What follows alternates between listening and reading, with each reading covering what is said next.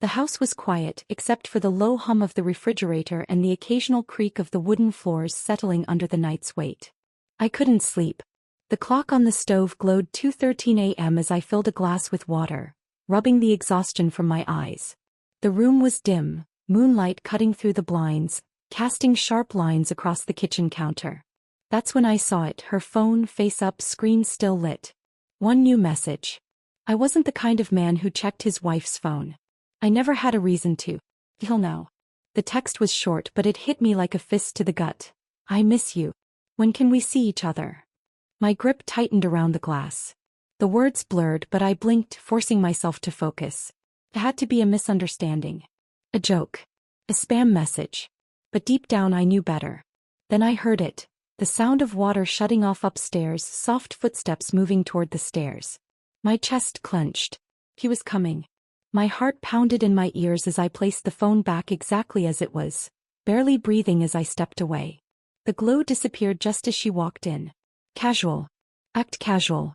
She yawned, wrapping herself in a robe. What are you doing up? I lifted my glass, my voice steady despite the storm inside. Couldn't sleep. Just needed some water. She nodded, running a hand through damp hair. Come to bed. I followed, lying beside her, the warmth of her body inches away, but it felt like miles. The message replayed in my mind over and over like a broken record. By morning she was still asleep when I got up. I dressed in silence, grabbed my keys and left for the office early. The city was waking up, coffee shops buzzing, traffic building, but all I could hear was that single message, etched into my brain, refusing to let go. The lunch rush had just died down when I stepped into the restaurant, the familiar scent of grilled steak and fresh coffee lingering in the air. I wasn't here for food. I needed answers. The bartender nodded as I passed, but it was the waitress, one of my longest-standing employees, who caught my eye. She hesitated, wiping her hands on a napkin before speaking. Your wife's been in here, she said, voice careful. A few times. Always with the same guy. My stomach tightened. Describe him. She glanced around, lowering her voice. Mid-40s, well-dressed, confident. They always sit in the corner booth. Never touch, never do anything obvious, but, she trailed off. I didn't need her to finish. I knew. I walked straight to my office, locked the door and pulled up the security footage. There she was. Smiling. Laughing. The man across from her leaned in, too comfortable, too familiar. No physical contact but body language said it all. He was comfortable with him. A kind of comfort I hadn't seen in years. I exhaled, steadying myself.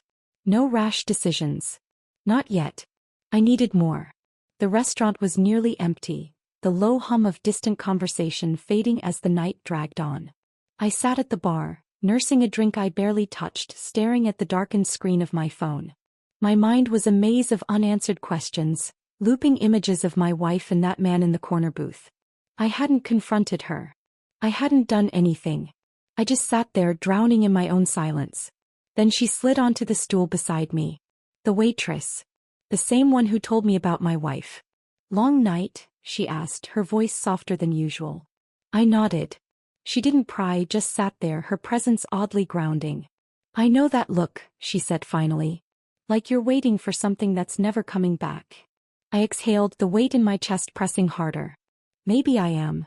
She turned toward me, close enough that I could smell the faint trace of vanilla on her skin. You don't deserve this, she whispered. And then it happened. Sudden, reckless, inevitable. A kiss. Just a moment, just a mistake. But as I pulled away, breath unsteady, I knew there was no undoing it. The line had been crossed. I told her I had to leave town for work, an overnight trip. She barely reacted, just nodded and kissed me on the cheek like she always did. I left, but I didn't go far. I waited. 2 hours. 3. Then I drove back. The house was dark when I stepped inside, but something felt off. The air was different, carrying a scent that didn't belong, cologne, faint but undeniable. My pulse quickened as I moved upstairs. Our bedroom looked untouched at first glance, but I saw it. The smallest detail. The edge of the bedspread slightly pulled back, the indentation on the pillow that hadn't been there when I left. The closet door just a fraction of an inch open. My stomach twisted. I stood there listening, but the house was silent. I left everything as it was and waited. Hours later she walked in, humming softly, dropping her purse on the counter like any normal night. She looked at me, her expression calm, unreadable.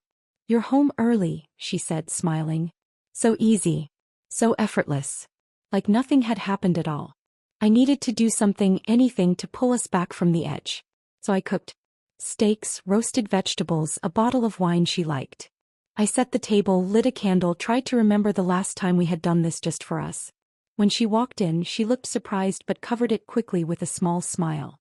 "What's the occasion?" she asked, slipping off her heels. "Do I need one?" I countered, pouring the wine. We ate, talked, small things, nothing deep, nothing real. The laughter was forced, the silences too long. But I pushed through, waiting for a moment, a flicker of something real. And then I leaned in. I kissed her. Not routine, not habitual. A real kiss, searching for something I wasn't sure still existed. She kissed me back, but it was careful, controlled. Not hesitant, just empty. I felt it immediately, the absence, the gap between us that neither of us wanted to acknowledge. When we pulled away, she smiled, but it didn't reach her eyes. We weren't us anymore. And I finally knew it. I hadn't planned to run into him, but maybe fate had other ideas. The restaurant was buzzing with the usual late afternoon crowd when I walked in, and there he was, sitting at the bar, nursing a drink, lost in thought. My best friend. My business partner. The man I'd trusted for years. I forced a casual smile, clapped a hand on his shoulder. "Didn't expect to see you here," I said, taking the seat next to him. He flinched, small, almost imperceptible, but I caught it. "Yeah, just grabbing a drink before heading home," he muttered, avoiding my eyes. The bartender slid me a whiskey. I took a sip, studying him. His fingers drummed against the counter, his shoulders tense. "You okay?" I asked, keeping my tone light. "You look like someone just called you out on a bad bluff." He let out a short laugh, too forced, too unnatural. "Just a long day." I nodded, pretending to buy it. But I knew. The way he avoided my gaze. The way he shifted in his seat. It wasn't work. It was guilt. And now I was sure, everything led back to him. I wasn't going to ask her outright. I needed proof. Real, undeniable proof. So I went to the one person who had already seen too much. The waitress. She hesitated when I told her my plan, but in the end she agreed. That evening she waited for my wife to come in, pretending to be distracted while wiping down the bar. "Your husband was in here the other day," she said casually, just loud enough. Seemed off. Like he knew something. My wife barely reacted, but I saw it. A flicker of tension in her shoulders. A slight pause before she sipped her drink. She left shortly after, her phone clutched tight in her hand. I followed her home, staying just far enough behind. When we walked in, she barely looked at me, heading straight upstairs. Moments later, I heard her voice, muffled but sharp, urgent. "He knows. I don't know how much, but we need to be careful." My stomach twisted. My hands clenched into fists. I took a step toward the door, listening as her voice dropped lower. Not denial. Not fear. Just planning. Like I was the fool in a game I didn't even know I was playing. I told her I had an urgent business trip. I packed a bag, kissed her goodbye, and walked out the door. But I never left. I parked 2 blocks away, waited, watched. An hour later she walked out, dressed too well for a quiet night at home. I followed at a distance, my hands gripping the wheel, my pulse hammering in my throat. When she stepped into the restaurant, I already knew who'd be waiting. She had spent the afternoon preparing a fruit salad, making sure everything was perfectly cut and ready. The fresh peaches were especially ripe, their juice dripping with every slice. The knife had moved smoothly through the flesh, precise, effortless, just like she had been with me earlier, smiling as if nothing was wrong. Inside the restaurant, she sat in the same booth, across from the man I used to trust. They talked, laughed, leaned in. Then his hand reached across the table, brushing hers. She didn't move away. He said something and she smiled. Then it happened. The kiss. Quick, familiar, like it had happened before. I stepped forward, pulled out the chair across from them, and sat down. "Nice evening." Her face drained of color.